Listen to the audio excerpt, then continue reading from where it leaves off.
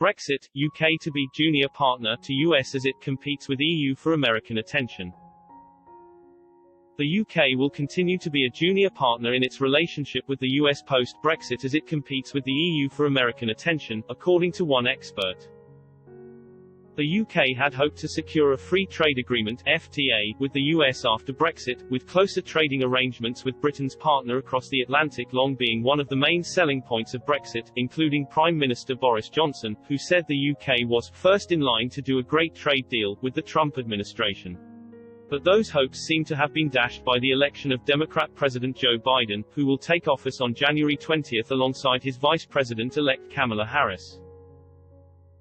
The UK had been closing in on a deal with Mr. Trump, who is fiercely opposed to the European Union (EU) and strongly in favour of Brexit. But Mr. Biden said in an interview his priorities will be to improve investment in US manufacturing and the protection of American workers, rather than diving into an FTA with the UK. President-elect Biden said, "I'm not going to enter any new trade agreement with anybody until we have made major investments here at home and in our workers and in education." And according to Dr. Tom Neuhaus from the University of Derby, the UK will continue to be a junior partner to the US despite hopes of a strengthened, equalized relationship with its American counterpart. Dr. Neuhaus said, "There has been a special relationship between the US and the UK for at least a century, which has meant that the two countries have been regarded as particularly close.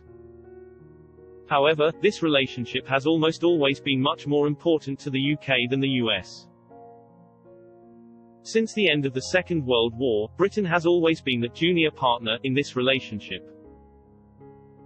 In addition, President-elect Biden is likely to be on better terms with the European Union and seek to trade with the 27-state bloc than he is with the UK.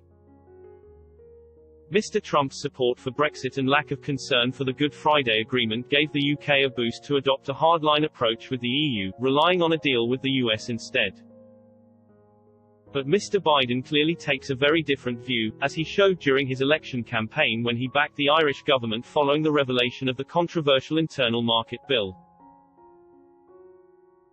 The President-elect and Democrat Party warned they would not support a UK-US trade deal unless the withdrawal agreement was maintained, therefore safeguarding Irish domestic interests. It is also worth noting the strength of the special relationship between the US and UK has often been over-exaggerated.